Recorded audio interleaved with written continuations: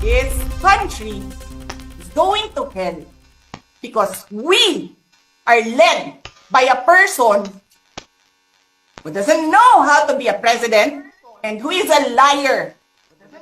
Alam nyo anong pruweba ko na sinungaling siya?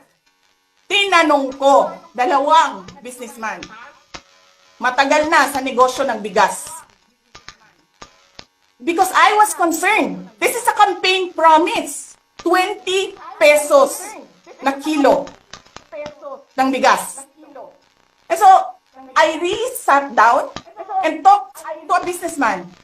Sabi ko, sabihin mo sa akin, kung magagawa ba yung 20 pesos? Sabi niya, hindi. Napaka-imposibleng gawin yan. Because more than 20 pesos ang cost. Paano ka magbenta ng palugi? So, tinanong ko, nagsinungaling ba siya nung sinabi niya? And then, he said outright, yes. It's either he did not know what he was talking about, but so incompetent, or he was lying through his teeth to get the votes of people. Putang ina ninyong lahat. Martin Romualdez, Lisa Marcos, Bongbong Marcos. Ginigit-git nyo yung mga tao ko dyan sa envelope na yan. Lisa Marcos, naalala mo, nagpadala ka sa akin ng video, sinabihan mo ako saan kukunin ang pera.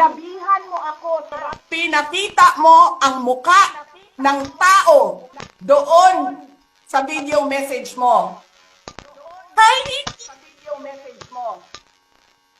This is she's been working with us for the longest time. We trust her. You sent me written instructions about money. Millions a month. Anong nakalagay doon sa envelope? DepEd. Anong ginawa ko? Binigay ko sa DepEd. Putak na mukha.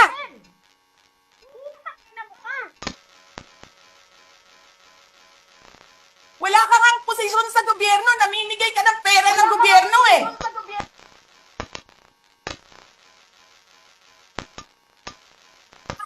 Sisirain mo yung tangal kasama ko sa office of the Vice President. Sasabihin niyo sa mga tao, nakaw yan, confidential funds yan. Niwala nga kayong isang proof na confidential funds yan. Naniwala lang kayo sa isang babae na ang pangalan ay Gloria Mercado na nagsabi confidential funds yan.